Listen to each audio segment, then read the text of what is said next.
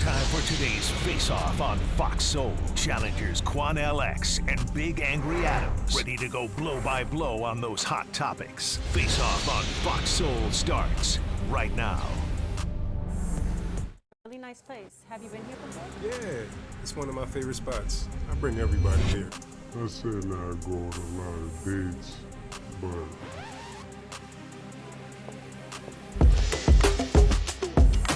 Hello, ladies. I'm Trey. It's good to be here. What do you do and how much do you make? I work in finance, making six figures. How tall are you? 6'5". Do you have a plan to vote in November? Nah, not my thing. So really. In this round, here's Quan LX.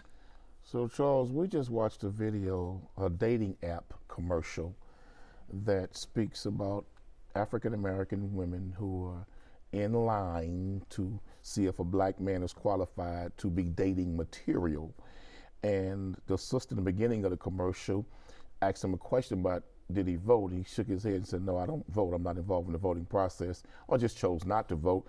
She gets up and walks away. And then another part of the video, he's sitting in line with he's standing by himself with another bunch of sisters in line, and they find out that, he's not going to vote. They all bust their balloons. He's not qualified. But this same brother said he makes six figures a year. So let's look at this. To the sisters who bust their balloon, you mean to tell me that when your light bill is due, you gonna call Kamala Harris? When your car note is due, the insurance payments, you gonna call Kamala Harris, or you gonna call that brother making six figures a year? You mean to tell me when you wanna buy eyelashes, when you wanna get your starter's kit and get your weave done so you can weave it to retrieve it, glue it so you can do it, sew it so you can grow it, but yet you gonna call Kamala Harris for that, for those extensions and for that money for those eyelashes, or you gonna call a brother making six figures? So you mean to tell me a brother can have multiple baby mamas and he may or may not be paying child support, may or may not be responsible involved in the children's lives? You don't bust a balloon, but if he don't go and vote for some politician, that disqualifies him from having access to the black beautiful gold mine. What the hell is happening in America? We should engage the electoral process, but no brother or sister should vote for any politician that their conscience tells them not to. But you mean to tell me that that's the standard now of us not getting no action, whether we vote or not? Yeah, I will say that I think it started just a week ago, 2 weeks ago, with Barack Obama trying to bully African-American males into supporting Kamala Harris. And now it's followed up by these web commercials from the Harris-Walz campaign that are absolutely offensive. This ethos that you don't look at policies, but you look at consequences to your personal life, or this ethos of how you have to exclude people that disagree with you politically from your life. It's horrible, right? And in fact, long term, if you are dating someone who you politically disagree with, then you have the opportunity to proselytize and can show them the correctness of your positions, thus bringing someone else into the fold of your politics. But instead in America, and it's not just the Democrats, it's the left and the right, you have this polarization where we are saying, hey, you better not date a Democrat. I mean, there are some people who are saying that if your family members are supporting Trump, then you should excommunicate him. Or, and I've heard a little of it in the opposite way, but wait most a minute. of it's on the left. But you can have family members that don't support Jesus Christ. You can have family members that don't even support God, but yet they can still be family members. But if they don't support a specific political party or a politician, then excommunicate them. What the hell is going on in America? You mean to tell me that you can have family members supporting taking sanitary napkins and putting them in boys' restrooms that's traditionally meant for girls, but yet don't excommunicate your family, love them? You mean to tell me you can support Tim Walz, who have a problem with putting penises in little girls' panty liners, but yet you can support him, but not a family member who has a problem with a certain political group or political organization? I don't know the hell with all how of we got to That's madness. Tampons in bathrooms, but I think we just keeping it real. I think more importantly, you have people telling people that if you have a family member that supports you, right? That if you have a family member, a parent that pays your bills but disagrees with you politically, you need to walk away from them. And that is horrible advice. But more importantly, families should be more important than politics. They should be more sacrosanct. The families are the foundational building block of this country. And when there's a political disagreement in the family, instead of saying ugly things and screaming and yelling, people should talk about it. But Charles, you got women on these dating apps like this, in these dating groups. Here it is. They got a child and get no support for that kid. But you got a man You're making a lot of assumptions. Can I finish? But you're making a lot of assumptions. Can I finish? Okay. Now, you got a brother making 6 figures. And yet this man know that you got a child or two, but he's still willing to entertain the possibility of dating you. And you know you're financially struggling. You know that you're paying that light bill that you barely can afford to pay for in them hot Texas summers. But yet if he ain't voting, that's a disqualifier. But yet he looking at you and saying, okay, you know, I understand all of this. I still may entertain the idea. Let's learn more about her. I agree with you. Take the opportunity to properly politically educate the man before you say the man is disqualified because he didn't decide to vote. Because black men could fire back at sisters just like that. And certainly all black women are not like that. But sisters who think like that, we can fire back at them and say, well, wait a minute. What the hell has voting for a certain political party ever truly did for the collective whole of black people for the last 6 generations? Not a damn thing. So look, sisters, that weave ain't cheap. Yeah, here's the them nails ain't cheap. Them eyelashes, shit ain't cheap. And let me tell you something else. The rent and the car, no, it ain't either. If he making 6 figures, if he don't want to go vote, you might want to get him to vote for something else, baby. Because at the end of the day, green for the money and gold for the honey. I mean, if there's somebody that could give me some hair, I'd probably go on a date with them. But that's beside the point. Well, let me tell you something. Wait a minute now. Hold on. See, let me tell you something about Lucy Longlips. Lucy Longlips, she can make that hair grow. She can make my hair grow? Lucy Longlips can make that hair grow. I don't even know what that is. I'm trying to tell you. Let me more importantly, this is not a real situation. This is a contrived situation for the campaign. It's a campaign ad. But it's pushing the message to black men that you better vote for Kamala Harris or else. And what we don't want is that. And it's a similar message where you know, the Republicans are, the sky is going to fall if Harris wins, right? Everything's going to go to hell. Instead of talking, if they're only talking about, if the two main parties are, if you don't support us, this bad thing is going to happen, is what both parties are doing. Instead of saying, hey, these are the policies that we are going to implement to fix things in America because America's off track. They need to fire. Because they just want us pissed off. They need to fire the jackass who made this commercial. They need to fire him or her. But it seems to be this is a basic play being employed by the Harris campaign that you better vote for or else. And that's a stupid way to do politicking.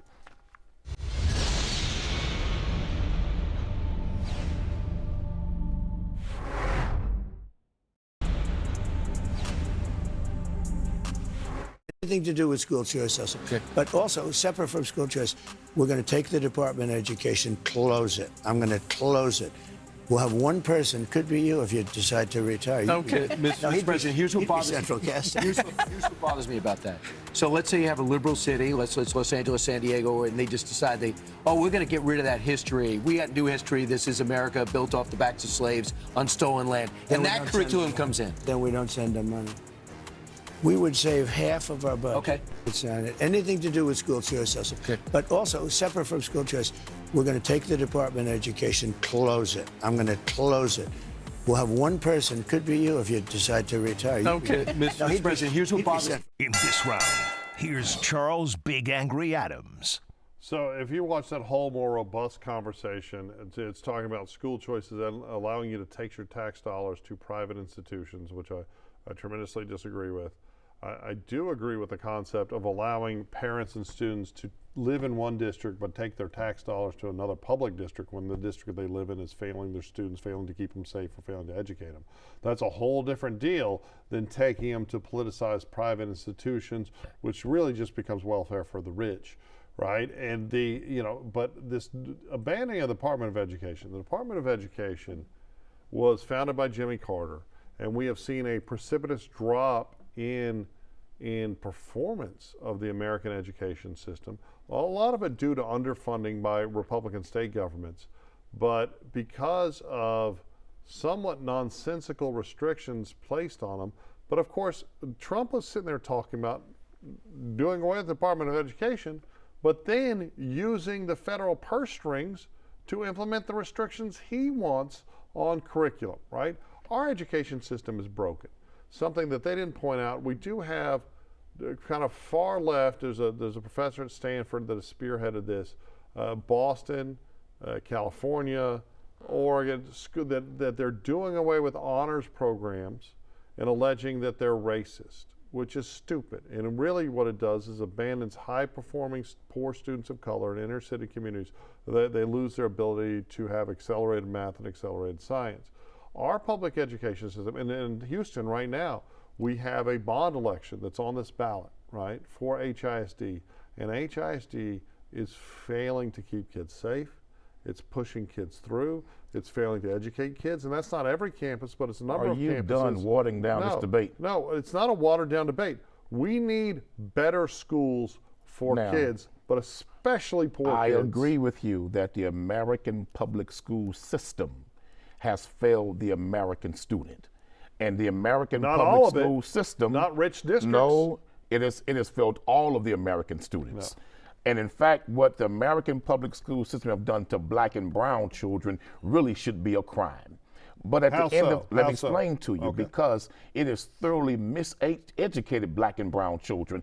It ain't nowhere in hell, man. You have public schools in the inner cities of black America where you have kids in the 12th grade, 80 to 90% of the kids can't pass a damn literacy exit exam. That is a disgrace, Charles. Absolutely. When you got kids in the 9th grade reading on a 2nd grade level, how in the hell they ever made it to the 9th grade, the 5th, and 6th, and 7th grade? I absolutely The public school system has failed the American student.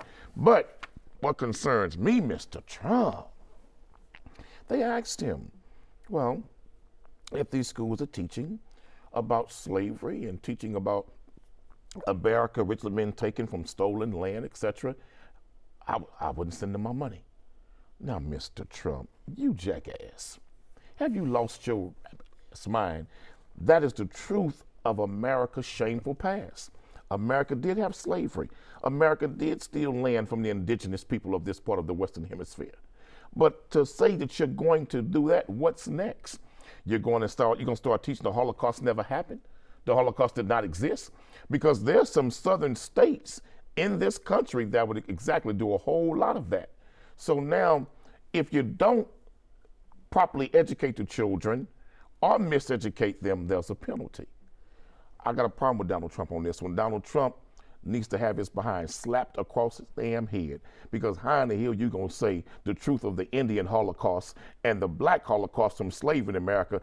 If a school teach that, you'll strip them of their funding. That's a damn shame, brother. Well, I mean, we can get into an argument of the roots of displacement and the roots of slavery and how America compares to the rest of the world historically, especially during that time. But to not teach it at all? No, I think it definitely should be taught.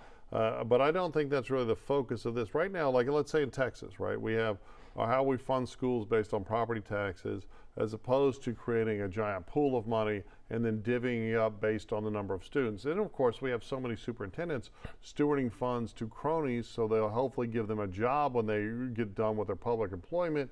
Instead of spending the money on more teachers and better facilities, our system is broken. We need far more oversight. We need people that are stealing money to go to prison. But I support charter schools too. Okay, I do support charter schools. But again, a charter school, there's two types of charter schools. There's publicly operated and privately operated. And I think I sent my kids to private school for about half of their education when they were children, and they went to private universities.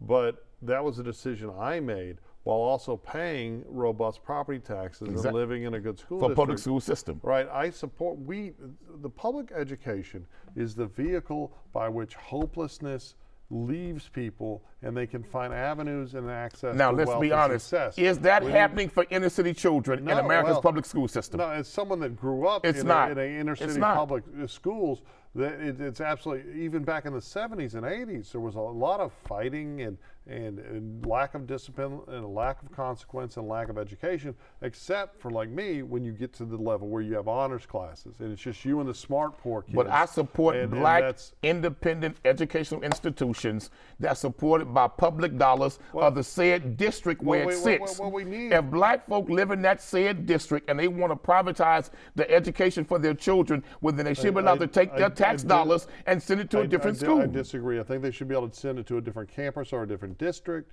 when we have schools in districts failing students. And then what happens? You got extreme overcrowding at those campuses then. Okay. Because there are very few public school systems that you can salute as a high academic standing performing institution. Plenty of so them. they'll be overflowing with students. Wealthy, right? And what we need to do is we need to return to standardized then you're going to bust kids at 5 o'clock in the morning to get to school at 8 o'clock in a whole nother area. Standardized testing. We need consequences for discipline infractions that don't worry about the race. They worry more about the action and the act. Yeah, but let them take their tax dollars and finance institutions in their own community. The biggest thing we need to do is stop allowing schools to push kids that are uneducated through the system. If you can't pass the test, you should repeat the grade. But the test is the problem. Let's stop teaching kids just to pass the test. Teach them how to think. Teach them creative thinking, not just how to pass the test. How about let's just teach kids to be able to successful in life?